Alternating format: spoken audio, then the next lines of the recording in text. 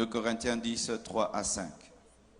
Si nous marchons dans la chair, nous ne combattons pas selon la chair, car les armes avec lesquelles nous combattons ne sont pas charnelles, mais elles sont puissantes par la vertu de Dieu, pour renverser les forteresses.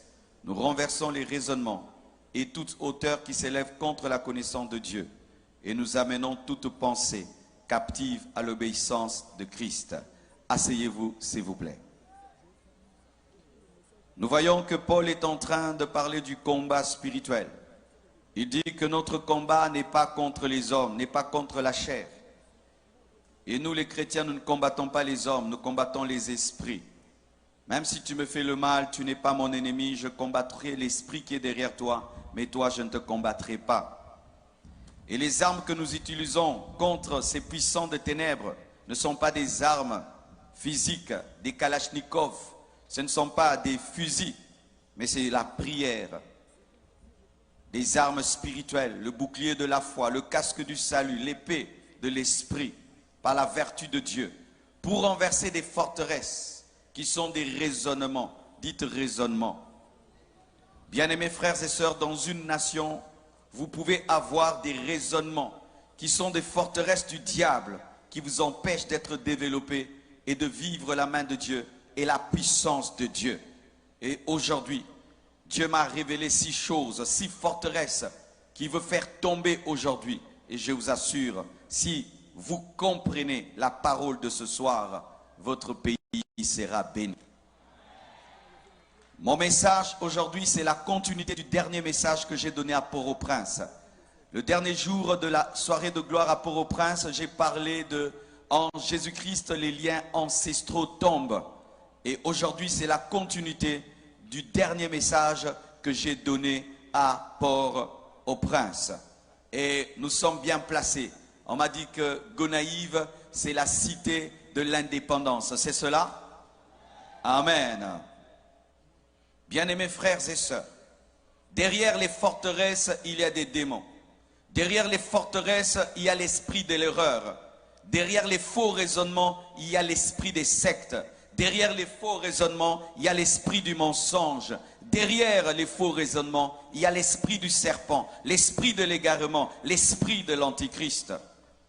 Nous voyons dans Genèse 3, versets 4 à 5, lorsque le serpent parlait à Ève, il lui a donné un faux raisonnement, afin de l'attraper, de l'assujettir. Alors le serpent dit à la femme, « Vous ne mourrez point, mais Dieu sait que le jour où vous en mangerez, vos yeux s'ouvriront et vous serez comme de Dieu, connaissant le bien et le mal. » Le diable a mis dans la femme une forteresse, que Dieu était contre l'homme, que Dieu était jaloux de l'homme. Et cette forteresse, ce faux raisonnement que le diable avait mis dans la tête de Ève, l'a amené à pécher et à connaître la déchéance. Et dans votre nation, il y a une première forteresse. On vous dit ceci. On vous dit que vous souffrez à cause du pacte que vos arrière-grands-parents ont fait avec le diable en buvant le sang d'un cochon. On vous dit ça, que les Haïtiens souffrent parce que vos grands-parents avaient bu le sang du cochon au bois du Caïman à cause de Dessalines. On vous dit que vous payez jusqu'aujourd'hui par des catastrophes naturelles, que les tremblements des terres que vous avez et la pauvreté que vous connaissez, c'est parce que vos ancêtres avaient bu le sang d'un cochon. D'autres disent, vos ancêtres avaient bu le sang d'un homme. Vous avez invoqué les démons du vaudou et Dieu, à cause de cela, vous fait payer cher jusqu'aujourd'hui en envoyant des catastrophes et en envoyant la pauvreté. Est-ce que c'est vrai? Regarde ton voisin, dis-lui, est-ce que c'est vrai? Nous allons réétudier ce qu'on vous dit. Ce qu'on dit partout, on dit ça des Haïtiens. Là-bas, ils souffrent pourquoi? Ils sont dans les vaudous. Là-bas, il y a des tremblements de terre parce qu'ils sont dans les vaudous. Là-bas, ils sont pauvres parce qu'ils sont dans les vaudous. Est-ce que c'est vrai? Est-ce que c'est vrai? Moi, je vous dis, c'est faux. Je vous dis, c'est faux et archi faux et je vais vous le démontrer. Mais le problème, j'ai dit forteresse, c'est dire quoi? Les forteresses, ce sont des choses qui ont duré pendant longtemps, qui sont installées et qui peuvent faire 300 ans, 500 ans, où vous réfléchissez toujours de la même manière alors que vous êtes dans l'erreur. Si vous ne savez pas, avant, mes frères, on disait que la terre était plate. Tout le monde disait que la terre était plate, parce que quand tu te promènes, la terre est plate. Mais un homme a dit non, la terre n'est pas plate, la terre est ronde. On l'a même tué à cause de cela. Mais aujourd'hui, nous lui donnons raison, la terre n'est pas plate, la terre est ronde. Alléluia. Suivez-moi bien. Amen. Mes frères, on vous dit que vous avez des catastrophes naturelles à cause du vaudou et parce que vos pères ont bu le sang d'un cochon. Mais non, vous avez des catastrophes naturelles à cause de votre situation géographique. Votre situation géographique, votre île, sa position et la plaque tectonique sur le plan scientifique, c'est ce qui crée des tremblements de terre. Parce qu'il n'y a pas que des tremblements de terre ici. Il y en a aussi chez vos voisins qui ne sont pas dans le vaudou. Les tsunamis ne viennent pas qu'ici, ils vont aussi ailleurs, alors qu'eux ne sont pas dans le vaudou. Et s'il fallait qu'il y ait des tremblements de terre, il fallait qu'il y ait des tremblements de terre là d'où vient le vaudou au Bénin. Mais au Bénin, il n'y a pas de tremblements de terre. Donnez-moi l'amen. Le vaudou vient du Bénin, c'est de là que ça vient. Est-ce qu'il y a des tremblements de terre au Bénin? Parce que les Béninois sont sur une terre géographiquement qui ne permet pas les tremblements de terre. Ce n'est pas parce qu'on prie qu'on ne doit pas être intelligent. Ce n'est pas parce qu'on prie qu'on ne doit pas réfléchir. Vous n'avez pas de tremblements de terre à cause du vaudou. Vous avez des tremblements de terre parce que votre situation géographique fait qu'il y en ait. C'est comme dans mon pays, il y a un coin qu'on appelle Goma. À Goma, il y a des éruptions volcaniques. Il y a des éruptions, mais on ne dit pas c'est parce que là-bas on empoisonne les gens, c'est parce que là-bas ils font beaucoup la guerre, parce qu'il y a beaucoup de sang qui coule à Goma dans mon pays, mais nous ne disons pas qu'il y a le volcan parce que le sang coule. Non, c'est une position géographique qui fait cela. On n'attribue pas ça aux esprits, mais on cherche comment contrôler le volcan. Car si vous attribuez vos tremblements de terre aux démons, vous n'allez pas utiliser l'intelligence et faire des universités pour maîtriser le tremblement de terre. Donnez-moi l'amen. Lorsque tous vos problèmes sont sorcellériques, vous n'allez pas réfléchir. Les Japonais aussi ont des tremblements de terre. Et qu'est-ce qu'ils ont fait? Ils ont étudié comment fabriquer des gratte-ciel qui résistent aux tremblements de terre. Là-bas, ils prient le vaudou, ils ont aussi des tremblements de terre. Arrêtez de dire ça, parce que vous êtes en train de donner la puissance à Satan et vos enfants ne seront pas intelligents.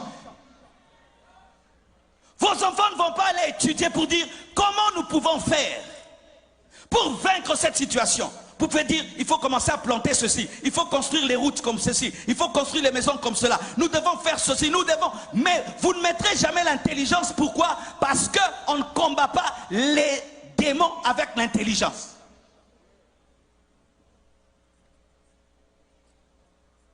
Il fut un temps, devant ma maison, il y avait un gros trou devant la route, un gros trou. Une prophétesse vient me dire, pasteur, j'étais en train de prier et j'ai vu un esprit d'hippopotame. C'est ce qui fait qu'il y ait les trous devant ta maison. L'esprit d'hippopotame. Dites esprit d'hippopotame.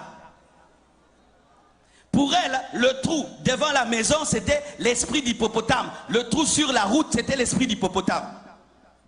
Quelque temps après, le gouvernement engage des Japonais ou des Chinois pour arranger la route et les Chinois passent par là, ils remblent le trou. L'esprit d'hippopotame était parti parce que ce n'était pas l'esprit d'hippopotame, c'était l'esprit de désordre.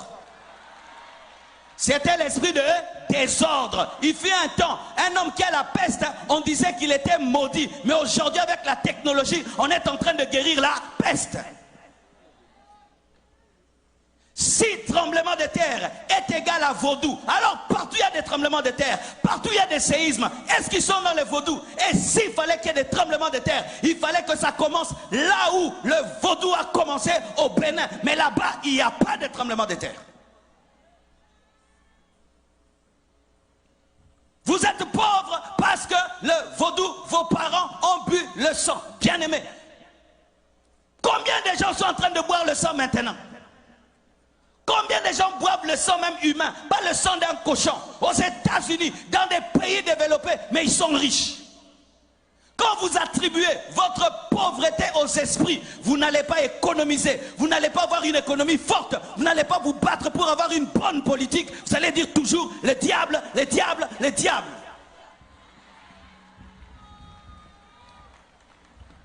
Ce n'est pas moi, c'est le diable. Ce n'est pas moi, c'est le vaudou.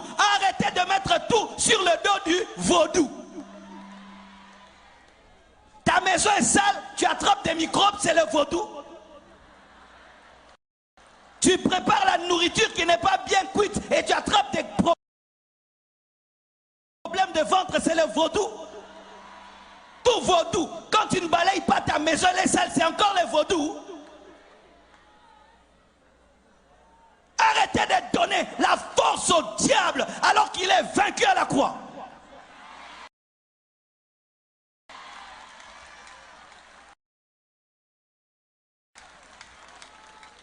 Donne-moi la main que je parle. Alléluia.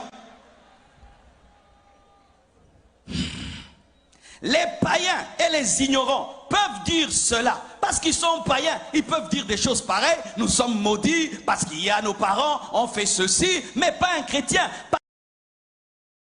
Parce qu'en Jésus, il n'y a pas de lien de famille. Je dis en Jésus, il n'y a pas de lien de famille. Un chrétien ne subit pas les conséquences des péchés de ses parents. Je répète, un chrétien ne subit pas les conséquences des péchés de ses parents. Je répète, un chrétien ne subit pas les conséquences des péchés des parents.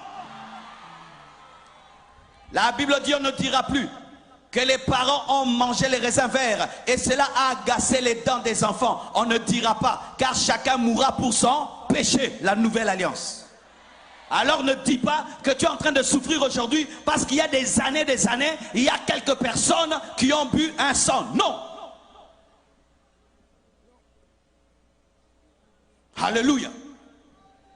Et si même c'est le cas, nous voyons la présence de Joseph, un seul Joseph, dans la maison de Potiphar. Potiphar était un Égyptien, un occultiste, un magicien, qui avait fait des pactes avec le diable. Mais la présence de Joseph, qui avait l'alliance avec l'Éternel, a béni la maison de Potiphar. Et vous, vous avez l'alliance avec Jésus-Christ. Et votre présence chrétienne dans cette nation bénit cette nation. Cette nation n'est pas maudite, elle est bénie, elle est bénie, elle est bénie. Comment vous pouvez croire que quelques personnes qui pratiquent le vaudou, ça peut influencer tous ces chrétiens? Dites-moi alléluia. Donc vous tous ici, vous êtes incapables de bénir Gonaïf. Alors qu'un Joseph, un seul Joseph a béni l'Égypte. Mais vous êtes à combien de chrétiens? Combien d'églises? Combien de pasteurs? Et vous continuez à dire, ce pays, à cause du vaudou, c'est insulter Jésus, c'est insulter Dieu. C'est insulter Dieu, c'est insulter Dieu. Donc eux, leur petit groupe de vaudous là influence tout ce pays qui a tous ces chrétiens. Quand je marche sur la route, église, église, église, boutique, église, boutique, église, église, boutique, boutique, église, et toutes ces églises ne peuvent pas dire que ce pays est béni. Non, et archi faux.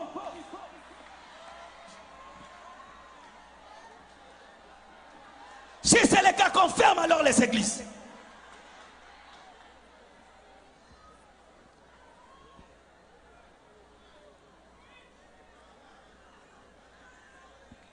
Donnez-moi la main. Un seul Joseph a béni une nation de sorcellerie. Un seul Joseph a béni toute une nation de sorcellerie. Mais 10 000 chrétiens, 1 million de chrétiens, vous dites non, c'est à cause du vaudou. Quelle confession d'impuissance!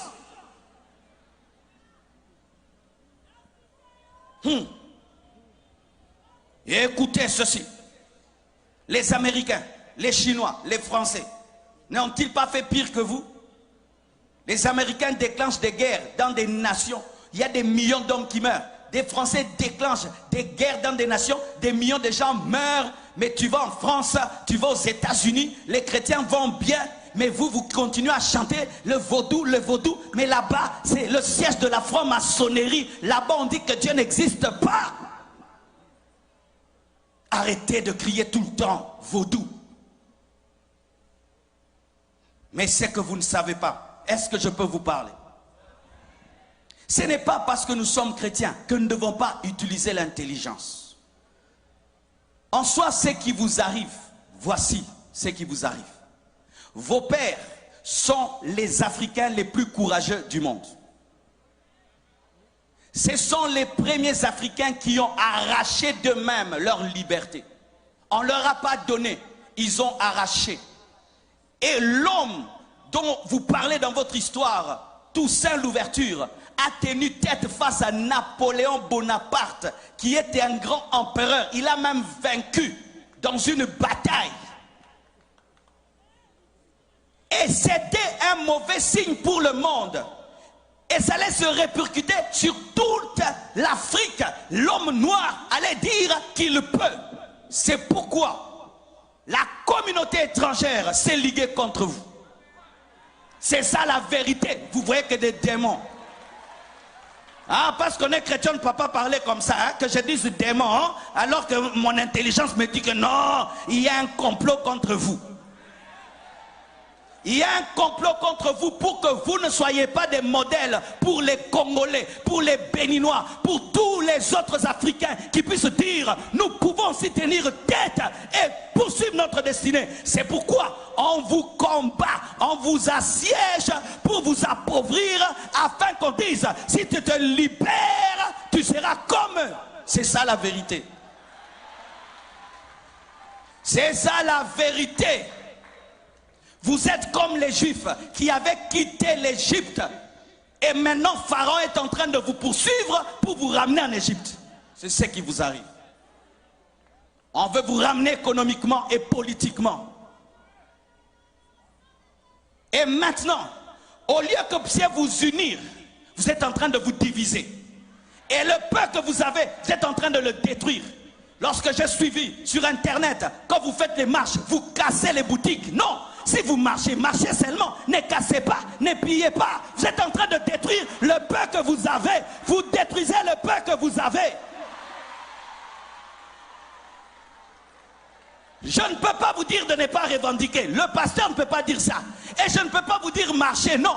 Mais c'est que je peux vous dire, n'insultez pas et ne cassez pas. N'insultez pas et ne cassez pas. Mais sachez aussi, vous pouvez changer 10 000 présidents, mais si dans la tête vous ne changez pas, vous aurez les mêmes problèmes. Vous aurez les mêmes problèmes. Changer de président, ça ne fait rien. C'est vous qui devez changer. Vous avez déjà eu combien de présidents? Combien de coups d'État? Combien? Donnez-moi la main. Je ne suis ni pour les pouvoirs, ni pour l'opposition. Même dans mon pays, je parle comme ça. Je suis au milieu du village. Je parle au peuple et je parle aux dirigeants. Et je suis au milieu.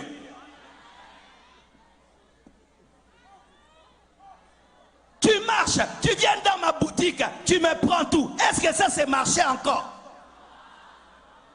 Tu marches et puis tu brûles ma voiture. Ça c'est encore marcher. Qu'est-ce que moi j'ai fait? Qu'est-ce que ma voiture t'a fait? Qu'est-ce que ma boutique t'a fait? Ne commettez pas l'erreur que nous on a commis au Congo. Vous savez ce que nous on a fait au Congo? On a marché comme ça et puis on a pillé. On a pillé les plus grandes entreprises. On a pillé la zone industrielle. Et notre économie a reculé fois 100. Et la zone industrielle aujourd'hui est devenue une zone résidentielle. Qui ont détruit nous-mêmes? Et quelle force? On pouvait voir un Congolais qui transporte lui-même un congélateur. Cette force-là que tu as pour piller, tu ne peux pas l'utiliser pour travailler. La force que tu as là pour transporter des congélateurs, tu ne peux pas l'utiliser pour travailler et développer ton pays.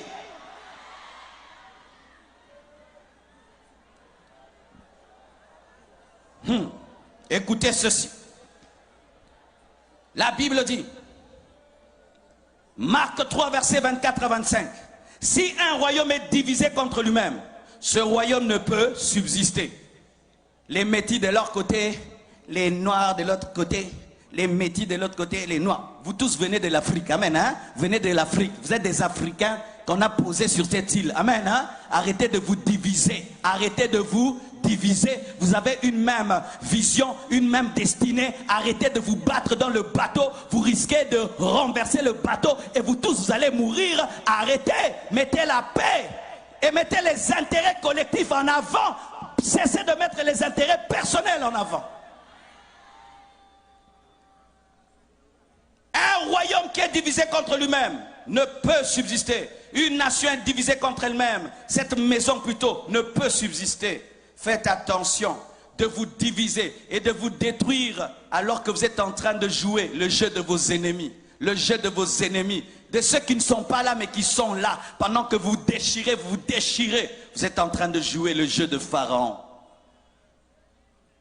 Si Israël, pendant qu'il devait traverser la mer Rouge, commençait à se chamailler, Pharaon allait les rattraper. Et vous, au lieu de traverser la mer Rouge, vous vous chamaillez, vous vous chamaillez, vous vous chamaillez. Et puis Pharaon vous attrape et vous ramène en servitude. Vous qui avez étudié, vous qui êtes des têtes pensantes, utilisez votre intelligence avec le Saint-Esprit pour développer votre nation. C'est pourquoi l'Église ne doit pas engendrer que des pasteurs, doit engendrer aussi des juristes, des économistes, des professeurs, pas seulement des pasteurs et des prophètes. On ne doit pas seulement avoir des pasteurs. Toi tu seras pasteur, toi tu seras pasteur. Non, toi aussi tu seras ministre, toi tu seras avocat, toi tu seras aussi. Nous ne devons pas seulement avoir pasteur, pasteur, pasteur, pasteur.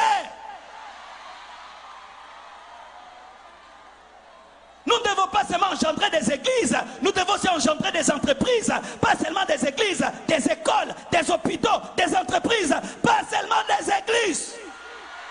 Nous devons avoir des chrétiens qui sont des sénateurs, qui sont des députés.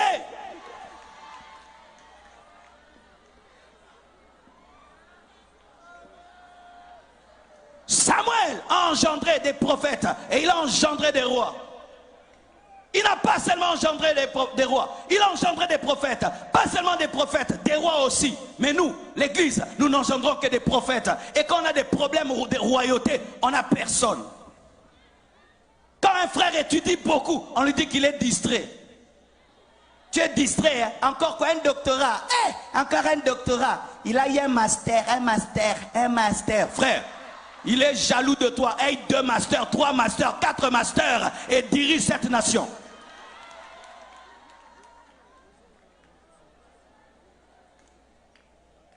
Dites 2. Deuxième forteresse. On vous dit que c'est un cochon qui vous a délivré des colonialistes. On vous dit que c'est un cochon qui vous a délivré des colonialistes. Donc il faudrait mettre même sur les drapeaux un cochon. Mais oui, quand vous dites que c'est un cochon qui vous a délivré, il faut mettre un cochon sur les drapeaux. Dites non, non, non, dites non. Dites c'est faux. Ajoutez c'est faux. Dites c'est faux. Dites un cochon ne nous a pas libérés. Mais c'est Dieu qui nous a libérés. Par notre courage, par notre détermination, par notre intelligence. Au nom de Jésus.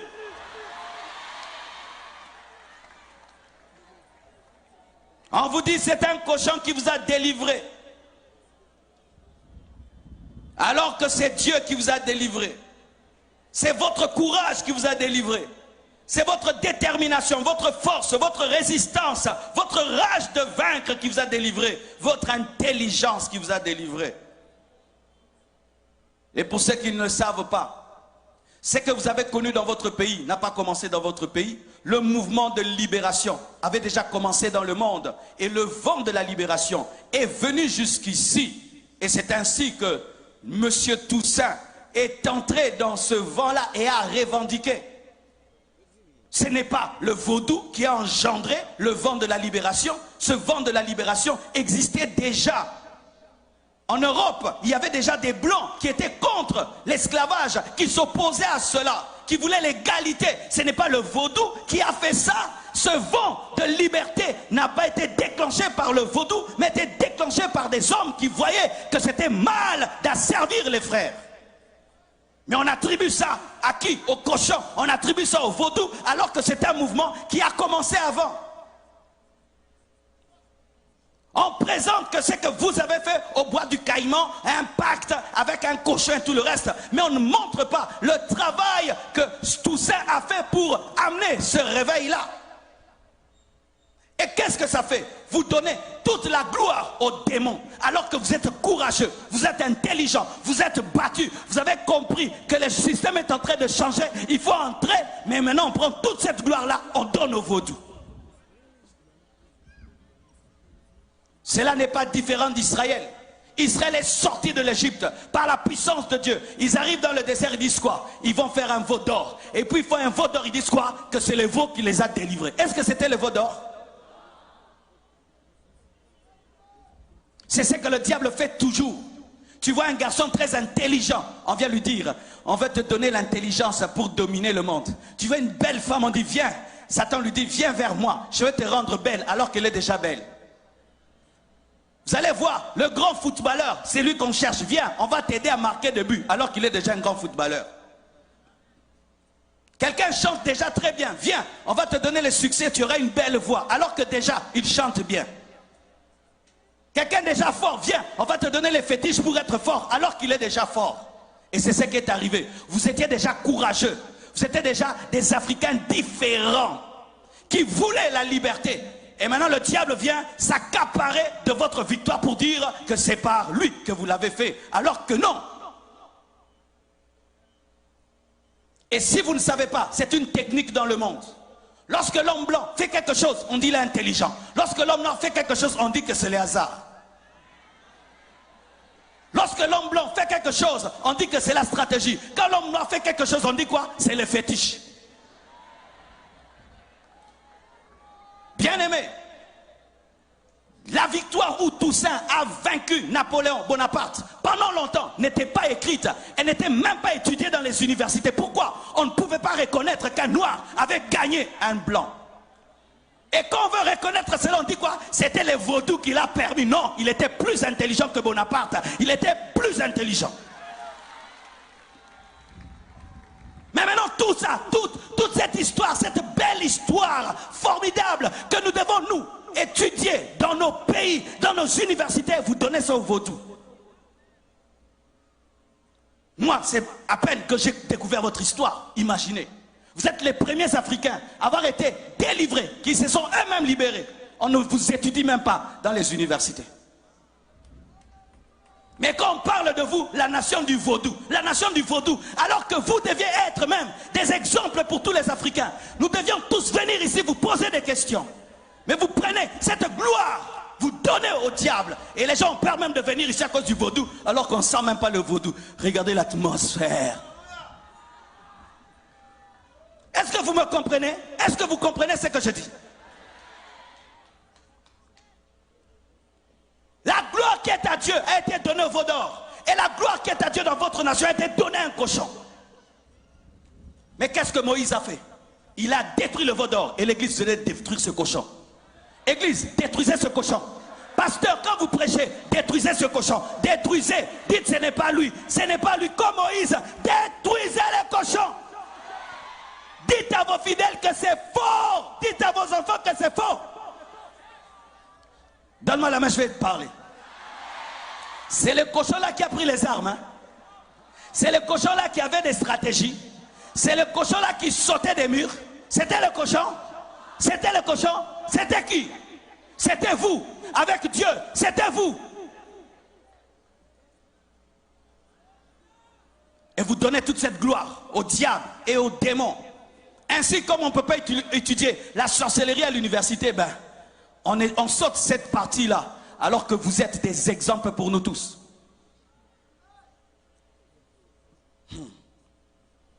Donne-moi l'amen. Dites 3. On vous dit que vaut mieux servir le diable que Jésus. On vous dit, Satan, il est mieux que Jésus. Et vous mettez Jésus sur le même pied d'égalité que Satan. Alors qu'ils ne sont pas dans la même catégorie.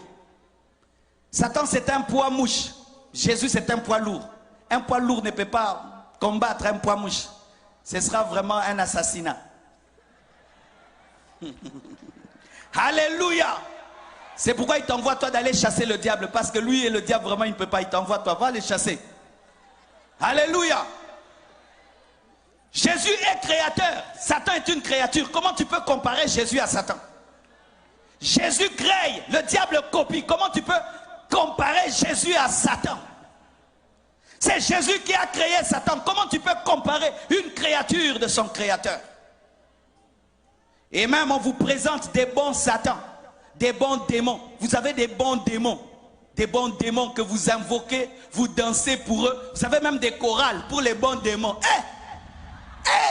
Des chorales pour les démons. Chorales. Vous avez même des uniformes pour les démons.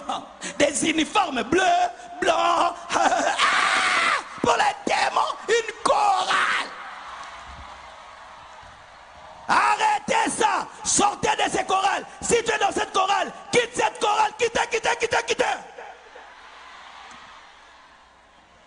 Il n'y a pas de bon Satan, il n'y a que de mauvais Satan. Car la Bible dit dans Jean 10, verset 10, le voleur ne vient que pour voler, il vient que pour détruire, il vient que pour tuer. Mais vous présentez des bons Satans, des bons démons, des démons qui prophétisent, des démons qui guérissent, des démons qui révèlent le futur, des démons qui accomplissent des miracles. Mais sachez que tout ce que tu reçois du diable, tu le paieras très très cher. Il n'y a pas de bon Satan. Il n'y a pas de bon démon. Il n'y a pas le démon qui protège la famille. Si vous avez un démon dans votre famille qui vous protège, il vous détruit. Il n'y a pas un démon protecteur. Il n'y a que des démons destructeurs.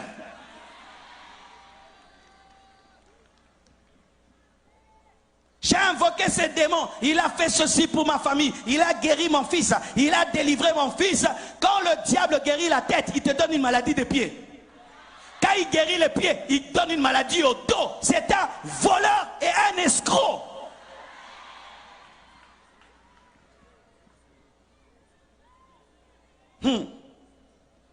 Exode 7, verset 10 à 12 nous dit: Moïse et Aaron allèrent vers le Pharaon, et ils firent ce que l'Éternel avait ordonné. Aaron jeta sa verge devant Pharaon et devant ses serviteurs, et elle devint un serpent. Mais Pharaon appela ses sages et des enchanteurs et des magiciens d'Égypte. Eux aussi, dites eux aussi. Ils ont fait l'imitation. En firent autant que leurs enchantements. Autant par leurs enchantements. Ils jetèrent tous leurs verges et elles devinrent des serpents. Mais la verge d'Aaron engloutit les verges mais n'a pas grossi. Lorsque la verge d'Aaron a englouti les bâtons des magiciens, elle est restée intacte. Pourquoi? Parce que Dieu ne transpire pas lorsqu'il est en train de démontrer sa puissance face à Satan. Le vaudou, c'est la verge des magiciens. Nous avons Jésus, la verge d'Aaron. Chaque fois que le vaudou se tiendra devant Jésus, Jésus va avaler le vaudou, mais il va rester le même hier, aujourd'hui et demain. C'est ça la parole. Le diable n'est pas plus puissant que Jésus, car le bâton d'Aaron a avalé le bâton des magiciens. C'est pourquoi l'église, vous devez travailler dans la puissance. Au Nigeria, les gens sont dans le fétiche. C'est pourquoi les pasteurs travaillent dans la puissance, afin de démontrer que le royaume de Dieu ne consiste pas en parole, mais dans la démonstration de puissance et d'esprit. Chrétiens, vous devez opérer dans l'onction. Tu ne peux pas être un chrétien sans puissance et sans onction.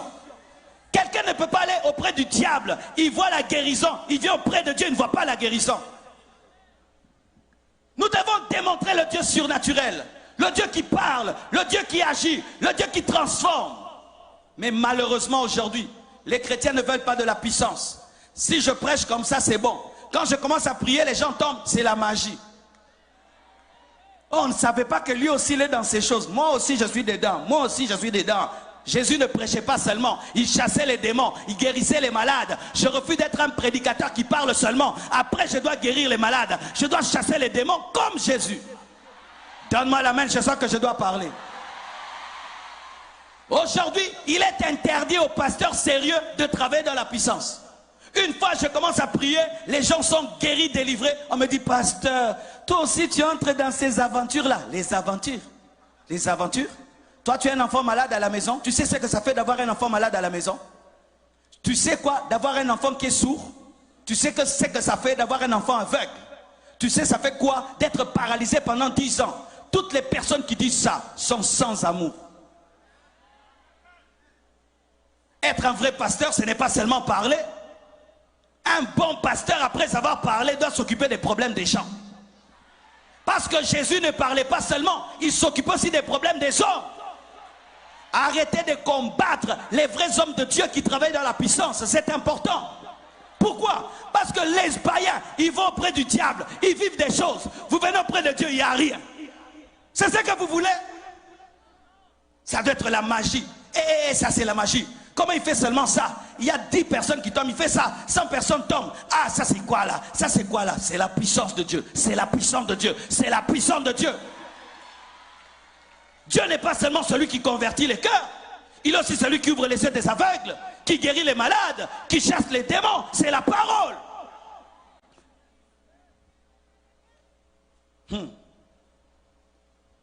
Quatrièmement, on vous dit que l'idolâtrie est une forme de spiritualité positive. Alors il y en a qui adorent le feu. Comment tu peux adorer le feu qui peut s'éteindre? Tu adores le feu. Oh feu, je t'adore, feu, je t'adore. Et puis il y a la pluie. Le feu disparaît. Oh, la pluie a tué mon Dieu. Comment tu peux adorer l'eau? Vous vous lavez dans l'eau. Vous vous lavez dans l'eau et vous adorez l'eau. Vous adorez l'eau. Alors que l'eau peut connaître l'évaporation et peut sécher. Oh mon Dieu, c'est évaporé. Comment tu peux adorer une statue que toi-même tu as fabriquée? C'est toi-même qui l'as fabriquée. La tête, les pieds, les ventres, les yeux, la bouche, toi-même, tu le crées, tu lui dis tu auras 1 mètre, tu auras 2 mètres, tu seras mince, tu seras gros, tu seras beau, tu seras vilain, c'est toi qui détermine. Et pour qu'il soit stable, tu dois mettre des clous. Il fait comme ça. Dieu bouge, Dieu bouge. Mets les clous là-bas. Non, il est penché. Dieu est penché, Dieu est penché. Mets tout droit. Dieu est debout, Dieu est debout, Dieu est debout. Dis sottises, dis bêtises. Dis bêtises. Ajoute 10 bêtises. Comment moi je te crée, je t'adore? C'est toi qui dois m'adorer parce que je t'ai créé. Comment je te crée en bois, en ciment, et puis encore je me prosterne devant toi? Ça n'a pas de sens. Ça n'a pas de sens. Tu prends le bois de ta maison, toi-même tu le coupes, toi-même tu le tailles, et puis tu l'adores encore. Est-ce que ça a du sens? Ça a du sens. Et c'est toi qui dois veiller sur Dieu, que personne ne touche Dieu. Et tu essuies Dieu, et Dieu est sale, Dieu est sale. Et Dieu est penché, et arrangeons Dieu. Et Dieu, mon Dieu, on ne le suit pas. Mon Dieu, on ne le protège pas. Mon Dieu ne disparaît pas. Mon Dieu ne meurt pas. Mon Dieu est éternel. Viens vers Jésus, jette tes idoles, jette tes statues, jette. Jette tes fétiches, jette ça, jette.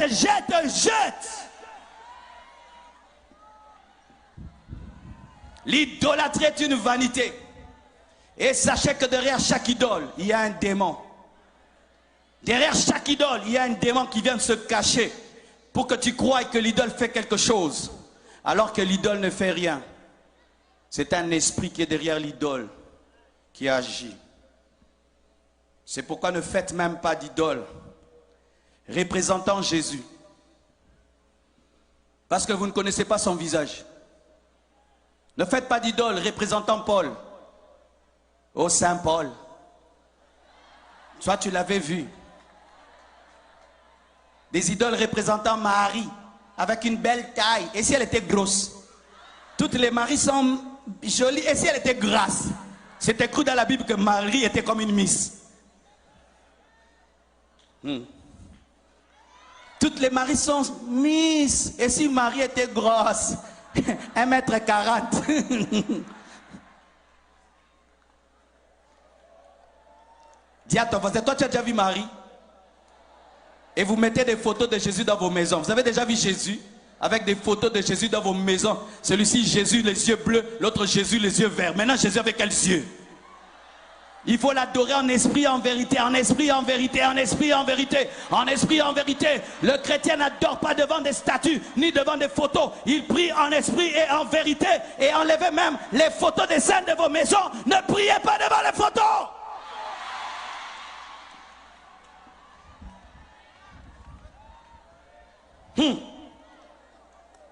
La Bible dit dans 1 Samuel 5, versets 1 à 4, les Philistins prirent l'arche de Dieu et ils la transportèrent d'Ebenezer à Asdod.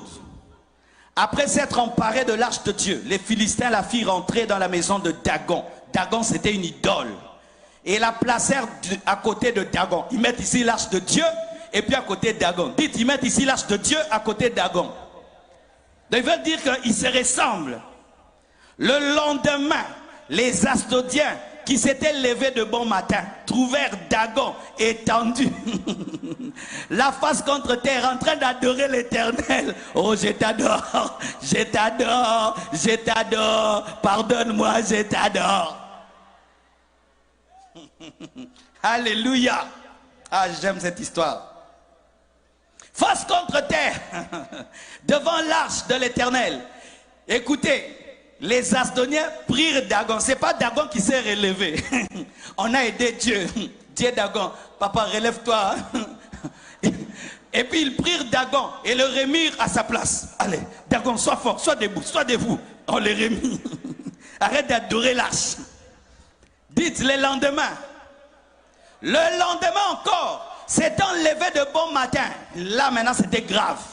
Ils trouvèrent Dagon étendu, la face contre terre, devant l'arche de l'Éternel. Maintenant quoi? La tête de Dagon et ses deux mains étaient abattues sur le seuil. Dieu l'a coupé en 1000 morceaux. Alléluia. Ça révèle quoi? L'idole n'est rien. Arrêtez d'adorer vos idoles. Adorez le Dieu de l'arche. Elohim, Elolam, le Dieu vivant, le Dieu parfait, le Dieu redoutable, le créateur du ciel et de la terre, le créateur des arbres, le créateur de la terre, le créateur du feu, le créateur de l'eau, le créateur des rivières. Adorez Jésus.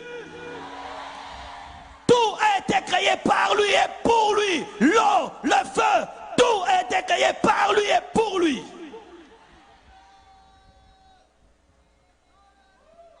Alléluia.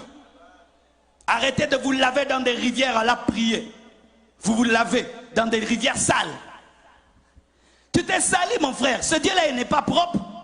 Ça, c'est quel Dieu qui te fait laver dans une rivière sale?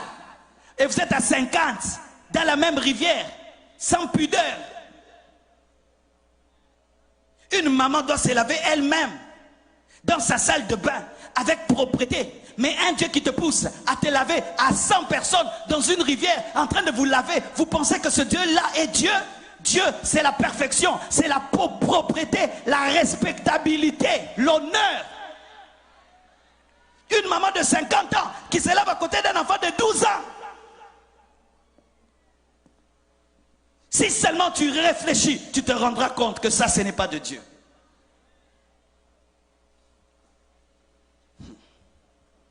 Cinquièmement, on vous dit que la Bible, c'est le livre du colonialiste. Que la Bible que je prêche, ce n'est pas un livre de Dieu. Ce n'est pas Dieu qui a donné la Bible. C'est le colonialiste qui a pris la Bible et qui est venu avec pour te rendre esclave. Et ainsi vous dites, nous on ne veut pas de cette Bible-là. Nous voulons nos propres traditions, notre propre culture africaine. Nous ne voulons pas du Dieu des Blancs. Nous ne voulons pas du livre des Blancs. C'est faux. Voici la preuve. La Bible n'est pas le livre du colonialiste. Parce que la Bible elle-même est contre le racisme. Et la Bible originelle, la première Bible, pas la Bible en français, en lingala, en anglais, parce que ce n'est pas ça la première Bible. La première Bible n'a pas été écrite en français. La première Bible a été écrite en hébreu, en araméen, l'Ancien Testament, et le Nouveau Testament en grec. La Bible n'est pas la Bible des Français. La Bible n'a pas été écrite dans sa première version en français, ni en anglais. C'était en araméen, c'était en hébreu, c'était en grec. Et ce ne sont pas les Grecs qui sont venus ici, ni les Hébreux, ni les Araméens, ce sont les Français. Donnez-moi l'amen. Alors, mes frères, la Bible n'est pas le livre du colonialiste. Pourquoi? Parce que la Bible reconnaît l'Égypte, reconnaît l'Afrique comme étant la puissance mondiale au temps de Moïse. La Bible reconnaît qu'il y avait une nation africaine qui était la plus puissante de la terre. Si la Bible était la Bible du colonialiste, elle n'allait pas reconnaître que les Africains, pendant un temps, dominaient la terre.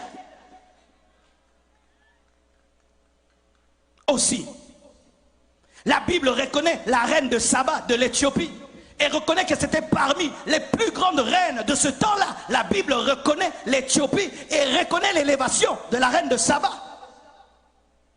Si c'était la Bible du colonialiste, le livre du colonialiste, ça n'allait pas reconnaître qu'une femme, d'ailleurs une femme, était aussi élevée que Salomon. La Bible reconnaît que c'est un Africain, Simon de Cyrène, qui a aidé Jésus lorsqu'il avait du mal à porter la croix.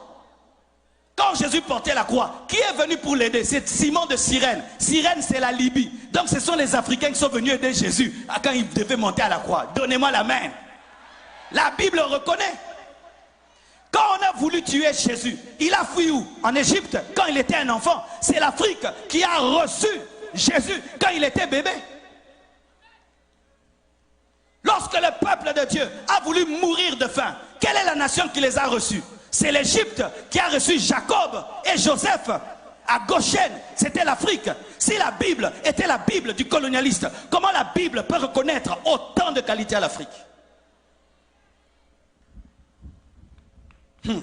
Donne-moi la main. La Bible reconnaît que l'un des plus grands prophètes de l'Ancien Testament, Moïse, a grandi où? En Afrique, en Égypte. Il est né où? En Afrique, en Égypte. Il a été élevé par qui? Par des Africains. Parce que les Africains, ce sont eux les Égyptiens. Les Égyptiens étaient des Africains. C'est aujourd'hui l'histoire. On nous montre les Égyptiens avec des Égyptiens qui avaient des nez pointus. Non. On a fait des recherches dans les sites archéologiques. Les grands pharaons de l'Égypte, c'était des Noirs. Et la Bible reconnaît cela. Ce sont les Noirs qui ont appris à Moïse à écrire. La Bible le reconnaît. Mais pourquoi vous dites que la Bible est le livre du colonialiste? Lorsque maintenant nous-mêmes, nous sommes venus lire, nous sommes rendus compte que c'est vrai, dites c'est vrai. Les colonisateurs ont utilisé la Bible pour dominer le noir. Mais ce n'est pas parce qu'ils ont utilisé la Bible que c'est leur Bible. Ce n'est pas parce que je prends un couteau, je te tue avec, que ça devient mon couteau. Je l'ai mal utilisé. Il était fait pour préparer, moi je l'ai utilisé pour tuer. Est-ce que je vais jeter un couteau parce que le couteau a tué quelqu'un alors qu'à la base on l'a utilisé pour préparer? Est-ce que je vais arrêter d'utiliser l'électricité parce qu'un frère ici a touché et il est mort? Il a mal approché l'électricité et il est mort. Mais ce n'est pas que l'électricité est mauvaise. Les colonisateurs qui ont mal utilisé la Bible, c'était des chrétiens qui avaient abandonné Dieu et des faux serviteurs de Dieu. De la même manière qu'aujourd'hui, il y a des gens aujourd'hui qui utilisent mal la Bible pour escroquer le peuple de Dieu. Mais ce n'est pas pour autant que la Bible est mauvaise. Ce sont eux qui utilisent mal. Les colonisateurs qui sont venus au milieu de vous, c'était des apostats, c'était des faux serviteurs de Dieu. C'était une église qui avait abandonné Dieu, qui utilisait maintenant la Bible pour avoir l'argent. Mais ce n'est pas pour autant que la Bible est mauvaise, parce qu'elle était mal utilisée. On l'a mal utilisée, mais la Bible est une bonne parole.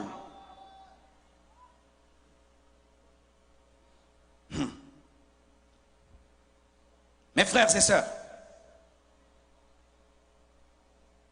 une vraie église n'encourage jamais la méchanceté.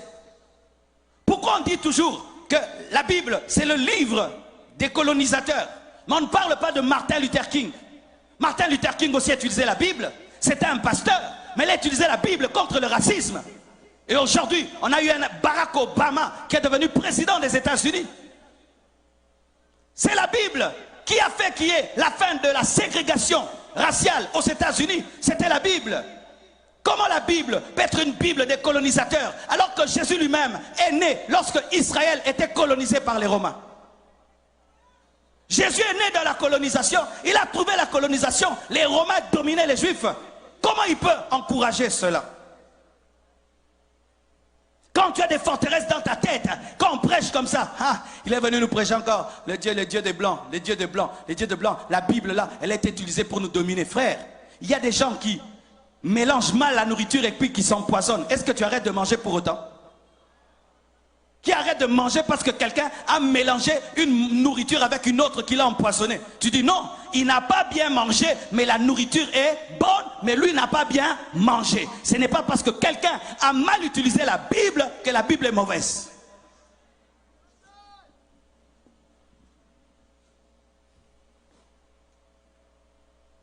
Et on vous dit encore que Jésus-Christ est le Dieu des Blancs.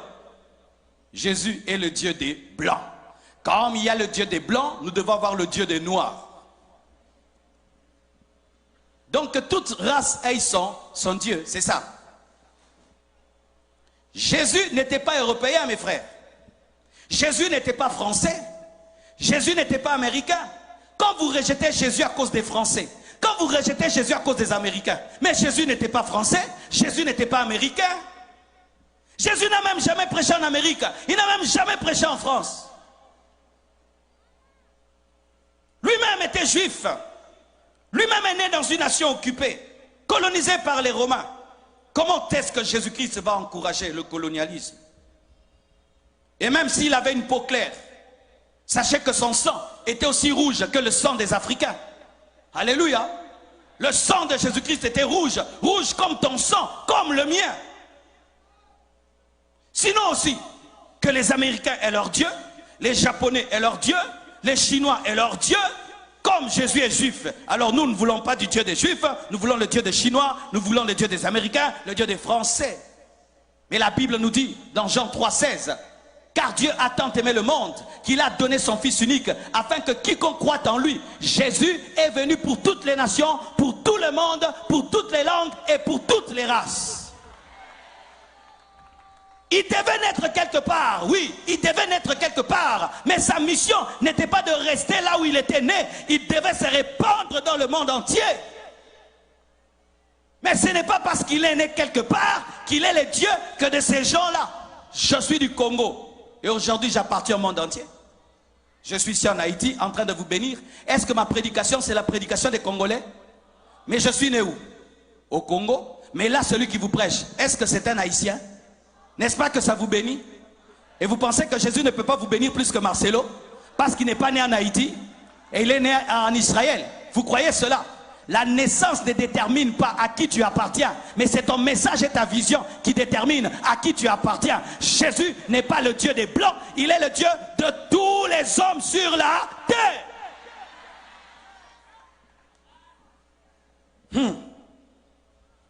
Je vais vous donner deux passages clairs dans la Bible qui révèlent que Jésus-Christ n'est pas le Dieu des Blancs et pas le Dieu des Noirs. Galates 3, verset 28 à 29. Galates 3, 28 à 29. La Bible dit, il n'y a plus ni juif ni grec. Il n'y a plus ni esclave ni libre. Il n'y a plus ni esclave ni... C'est ce que la Bible dit. Il n'y a plus d'esclave ni libre. Il n'y a plus ni homme ni femme, car tous vous êtes un en Jésus-Christ. Et si vous êtes à Christ, vous êtes donc la postérité d'Abraham, héritier de la promesse. Les Haïtiens sont la postérité d'Abraham. En Jésus, vous êtes la postérité d'Abraham. En Jésus, vous êtes la postérité d'Abraham. Colossiens 3, verset 11, dit encore, parce qu'on ne peut pas fonder la doctrine sur un verset, un autre verset qui le prouve. Colossiens 3, verset 11. Il n'y a ici ni grec ni juif, ni circoncis ni incirconcis, ni barbare ni chiite, ni esclave ni libre, mais Christ est tout en tous. Christ est tout en tous. Dans le tous, il y a qui? Le noir, le blanc, le rouge, le bleu, le vert, l'orange. Mes frères et sœurs, la Bible dit, vous connaîtrez la vérité et la vérité vous affranchira. Voici ce que Dieu m'a dit pour vous. Et je vous demande, mes frères, ça fait mal. Pendant longtemps, si tu as pensé d'une manière et on vient te dire que ce n'est pas ça, c'est difficile d'abandonner parce que nous sommes habitués de penser d'une certaine manière. Quand il y a un problème, ça doit être ceci. Quand il y a un problème, ça doit être cela. Et quelqu'un vient te dire non, ce n'est pas ça. Ce sont des phénomènes naturels, mais vous pouvez les vaincre aussi scientifiquement par l'intelligence. Ce n'est pas le cochon, mais c'est ceci. Tu dis oh non, mes frères. Allez méditer sur ce que j'ai prêché aujourd'hui. Allez réfléchir dessus et que le Saint-Esprit vous parle. Car je vous dis, mes frères, les forteresses suffisent pour qu'une nation soit paralysée. Je donne un exemple. Dans mon pays, il y a une route qu'on appelle la route du Bandundu. On disait que sur cette route, il y avait des esprits parce qu'il y avait beaucoup d'accidents. Les camions se jetaient tout le temps dans l'eau, qu'on appelait, je crois, Maindo, mais quelque chose comme ça. Et on disait qu'il y avait des esprits dans l'eau qui aspiraient les camions. Dites aspirer les camions. Alors tout le monde qui allait au Bandundu avait peur. Les gens priaient. Quand ils arrivaient sur cette route-là, ils priaient, oh Dieu, il y a des esprits de mort ici. Mais vous savez, quand on a agrandi la route, on a agrandi les ponts, il n'y a plus d'accidents. C'était les démons. C'était quoi? Une mauvaise route. Mais on dit qu'il y avait des esprits qui aspiraient les gens dans l'eau. C'est ça notre problème souvent, en tant qu'Africains. Au lieu de trouver, de chercher des solutions aux problèmes, nous les attribuons au temps et aux circonstances. Ainsi, nous ne faisons rien. Et nous disons, ce n'est pas nous, ce sont les temps et les circonstances. Alors que tu peux utiliser aussi l'intelligence par le Saint-Esprit pour régler le problème. Lorsque Jacob devait avoir son héritage auprès de Laban, Laban l'a escroqué. Il n'a pas dit je suis maudit. Il a trouvé l'intelligence auprès de Dieu de sorte qu'il pouvait mettre des arbres dans l'eau pour qu'il puisse avoir son héritage. Il a utilisé l'intelligence. Lorsque l'homme noir voit une pierre, il dit c'est impossible. Il voit la pierre, il dit comment je vais contourner la pierre? Mais l'homme blanc voit la pierre, il dit je vais creuser un tunnel et je vais sortir de l'autre côté. Mais nous, quand on voit, on dit l'esprit de blocage, l'esprit de résistance. Mais lui, il voit un tunnel. Toi, tu vois l'esprit de résistance, l'esprit de blocage.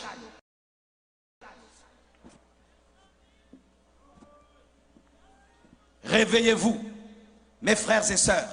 J'aimerais vous dire la vérité. Lorsque je suis venu en Haïti et je suis venu au Gonaïve, je pensais que je vais trouver une terre détruite, anéantie. Vous avez un beau pays. Vous avez un beau pays. Et je ne veux pas rendre jaloux ceux de Port-au-Prince, mais moi j'aime Gonaïve plus que Port-au-Prince. Pardonnez-moi, ne soyez pas jaloux, hein? C'est ma liberté. Vous voyez ce vent-ci, waouh! Vous avez des belles routes. Mais vous avez un paradis. Vous savez ça? Est-ce que vous savez ça? Vous voulez tous aller aux États-Unis alors que vous avez un paradis? Vous avez un paradis. Vous avez un paradis. Vous voulez tous aller aux États-Unis. Si vous tous allez aux États-Unis, qui restera dans ce pays? Qui va bâtir ce pays? Qui restera ici? Et je ne suis pas en train de vous flatter parce qu'on est habitué, les évangélistes flattent toujours. Je vous assure, si vous mettez tout votre cœur ici, vous mettez votre intelligence, vous allez aux États-Unis, vous étudiez, vous prenez ce que vous avez vu là-bas, vous amenez ici, vous amenez ici, ce que vous voyez là-bas, vous amenez ici, ce que vous voyez là-bas, vous amenez ici. Faites comme les Chinois, faites comme les Chinois. Dans tous les avions que tu prends, tu vois les Chinois, ils partent mais ils reviennent, ils partent mais ils reviennent. Quand ils voient, vous faites du Nike, ils font du Nike. Vous faites de Adidas, ils font Adidas. Vous faites Texas, ils font Texas. Les Chinois aussi, ils exagèrent. Mais voyez comment ils se développent. Mais vous êtes parmi les Africains qui sont les plus nombreux aux États-Unis. Partout tu vas aux États-Unis, tu trouves des Haïtiens. Tu vas au Canada, tu trouves des Haïtiens. Des pays développés. Pourquoi vous allez là-bas? Et là, j'aimerais parler à la diaspora haïtienne dans le monde. Qu'est-ce que vous faites aux États-Unis? Si vous ne construisez pas des écoles ici, qu'est-ce que vous faites aux États-Unis? Si vous ne ramenez pas l'intelligence et la technologie ici, qu'est-ce que vous faites là-bas? Qu'est-ce que vous faites là-bas? Pour envoyer des photos, vous êtes habillé en Nike, habillé en Adidas, vous êtes en train de faire brancher comme paf dadu, paf dadu, paf dadu, paf paf. Revenez bâtir votre nation, investissez dans votre nation, construisez des écoles et des hôpitaux. Les Juifs étaient répandus dans le monde entier, mais ils sont rentrés dans leur pays, qui était un désert, et ils ont bâti la grande nation. Tout le monde va en tourisme en Israël. Vous êtes dans une nation proche des États-Unis. Vous devez copier et prendre, de sorte que quand on vient ici, on pense qu'on est aux États-Unis, pas on pense qu'on est en Afrique. Dieu m'a dit aujourd'hui de parler en termes d'équilibre, parce que mon message a 4 piliers.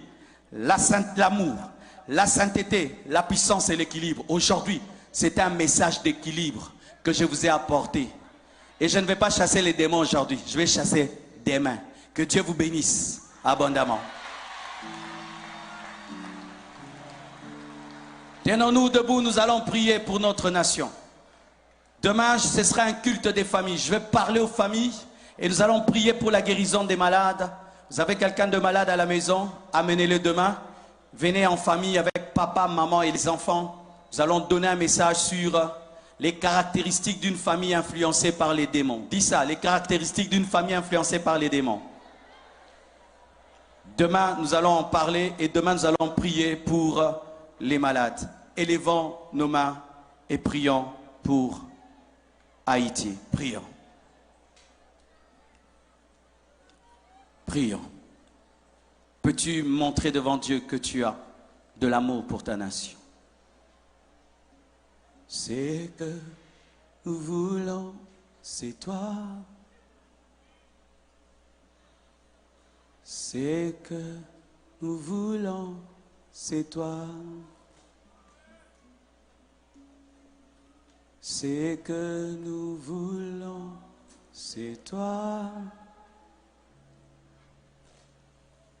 C'est que nous voulons, c'est toi. C'est que nous voulons, c'est toi.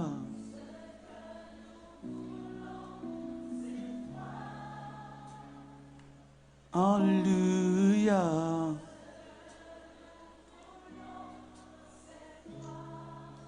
C'est que nous voulons, c'est toi.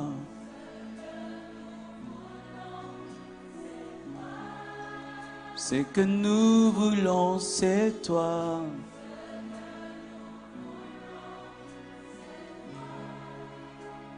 Descends, descends.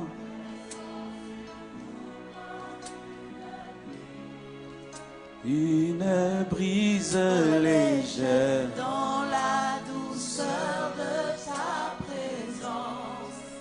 Ta nuée nous entoure. Ta nuée nous entoure. Descends, descends. Descends sur nous comme une pluie, une brise Légère dans la douceur de ta présence. ta nuée nous entoure. ta nuée, ta nuée, ta nuée, ta nuée. Ta nuée nous entoure. Seigneur Dieu de gloire,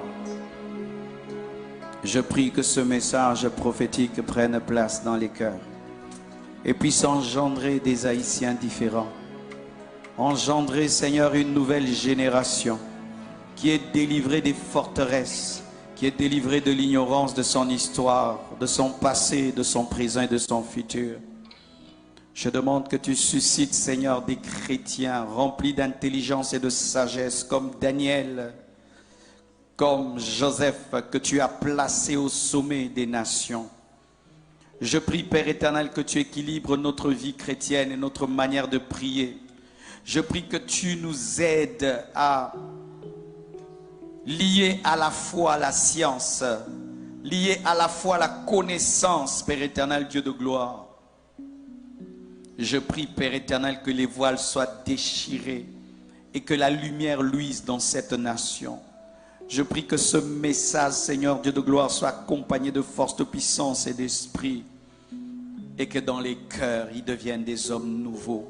Que les voiles tombent, Seigneur, que les écailles tombent, et qu'ils sortent de tout complexe, Père éternel, d'infériorité, et qu'ils se voient comme tu les vois, des grands hommes, des grandes femmes, une grande nation.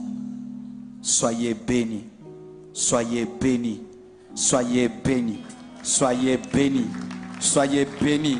Votre nation est bénie. Votre nation est bénie. Votre nation est bénie. Votre nation est bénie. Votre nation est bénie. Votre nation est bénie. Votre nation est bénie. Votre nation est bénie. Votre nation est bénie. Votre nation est bénie. Comme Joseph, je bénis la maison de Potiphar. Votre nation est bénie. Bénie au nom de Jésus-Christ. Amen. Que Dieu vous bénisse abondamment. À demain. Nous entoure,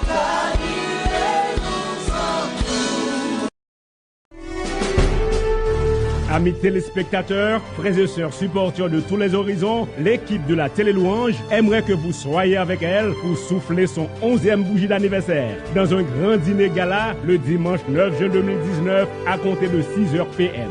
Du coup, venez pour redécouvrir en live dans une autre dimension la voix modulée, certainement captivante de Hérode Valérie.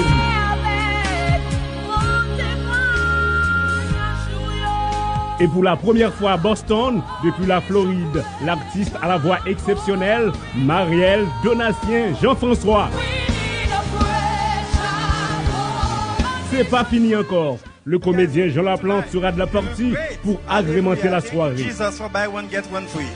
Conférencier de circonstances, révérend Michel Storly, directeur général de la radio 4VH.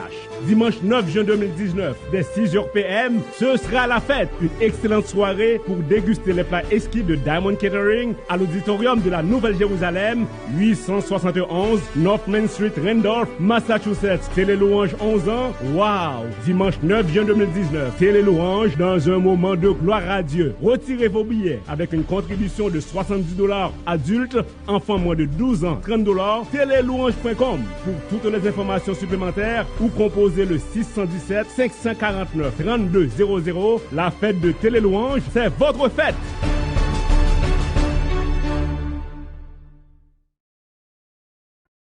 My name is Permina Sherry and I watch Télé-Louange every day with my mom. Toute la louange